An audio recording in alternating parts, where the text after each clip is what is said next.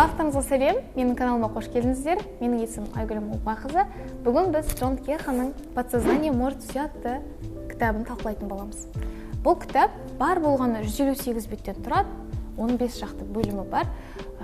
Және бұл кітап менің өмірімнен үлкен орын алады. Не үшін? Кітапты сыйлыққа алдым. Осыдан бір 3 жыл бұрын ба, 4 жыл бұрын ба, нақты білмеймін. Және бұл кітап менің сөремде біраз уақытқа дейін тұрды. Күндердің күнде алып оқып қараймын, сонда не ұнады маған? Барлығымыз білеміз, өмірімізде жақсы нәрселер болады, және жаман оқиғалар болады. Бақыттың бүкіл өмір бақытқа толы болмайтындығын білеміз. Бақыт ол моменттерге ғана арналған. Мысалға, жолдасың гүл сыйлады, қуанасың, балаң күлді, оған да қуанасың. Ал менің өмірімде сондай нәрселер бола тұра, мен әрқашан тек жаман нәрселер ойлайтын болдым. Аварияға түсіп қалсам, ауырып қалсам, балам мүгедек болып қалса, ертең өліп қалсам, бұлардың бәрі әрине жаман ойларда. Және мен осы ойларымнан өзім қорқатын болдым. Тек жаман нәрсе ойлаймын. Например, мысалы теңізге баратын болсақ, мен ойлаймын, қазір батып кетсекші. Жаңағыдай аттракционға баратын болсақ, анау жарылып кетсеші деген сияқты. Менде әрқашан жаман ойлар болады. Және сол жаман ойлардан арылуыма маған көмектескен кітап «Подсознание может все». Алғашқы бөлімінде не айтады? Бұл кітаптың алғашқы бөлімінде өміріңді жаңа нәрсеге, жаңа бағытқа өзгерту үшін бар болғаны бір нәрсе керек. Ол ойды өзгерту керек. Яғни, мысалға сіз қаржылық тәуелсіз болғыңыз келеді, бай болғыңыз келеді, қалаған нәрсеңіз алғыңыз келеді, бірақ біз әрқашан не ойлаймыз?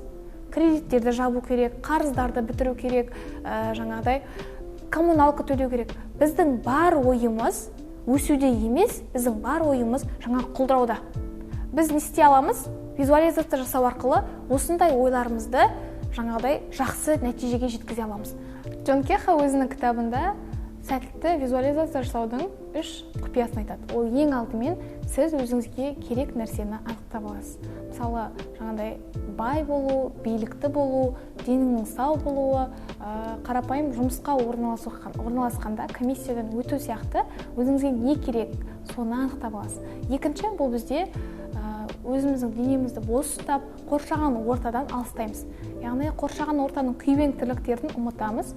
Және үшіншісі, осы қалыпта 5 минут бойы, 5 немесе 10 минут бойы сол сәтті көз алдымызға елестетеміз. Джон Кеха сәтті визуализацияның 2 шартын айтады. Ең алдымен сіз сол рөлге кіруіңіз керек. Яғни, жаңағыдай комиссияның алдына келдіңіз бе, өзіңіздің рөліңізді керемет атқарып шығуыңыз керек. Мына жақта, ол шынайы өмірде емес.